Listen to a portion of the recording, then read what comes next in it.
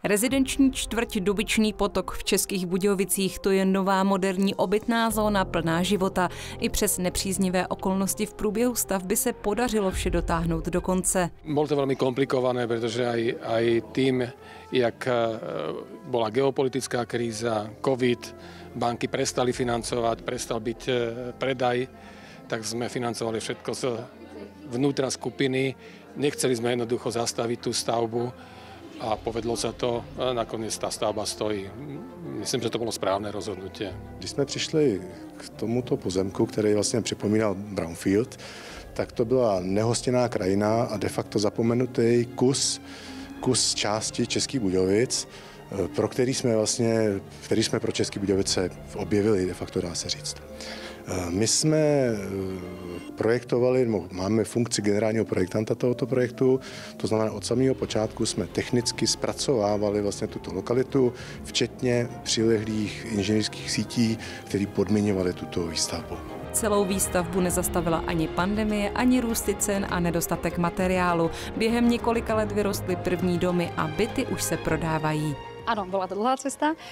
Sme v cieli prvej etapy. To znamená, že dnes máme postavených prvých 229 bytov, ktoré ponúkame všetkým českobudějovičákom, ale aj samozrejme ľuďom, ktorí by sa mali chuť prisťahovať do Českých Budějovic, lebo je to nádherné juhočeské mesto, ktoré sme si my zo Slovenska zamilovali. Já si myslím, že ten výsledek jako předčil očekávání, protože málo který investor je tak precizní a tak dokonalý, že nedotáhne jenom tu vlastní stavbu, ale dotáhne i okolí.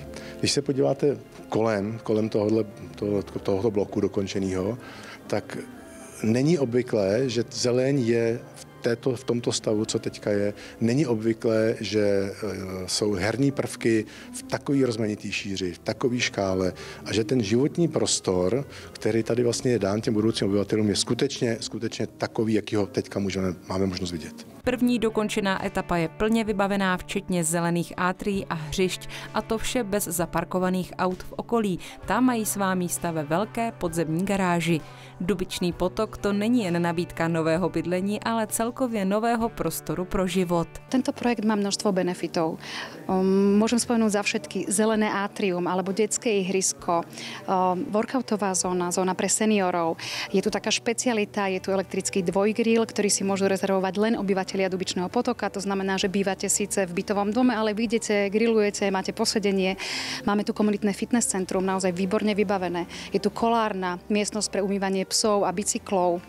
Cyklorampa naozaj bezpečná pre deti. Je blízko centra mesta, podľa mňa má potenciál byť zaujímavou a novou štruktúrou urbanistickou, ktorá ako komplexne riešená v tomto rozmere podľa mňa v Českých Budějovicích zatiaľ alebo 30 rokov nebola. Zastávka MHD přímo před domy, cyklostezka i pohodlné parkování. To vše nechybí v nové výstavbě Dubičný Potok. Za tímto projektem stojí spoustu lidí, bez kterých by výsledek nebyl tím, čím je.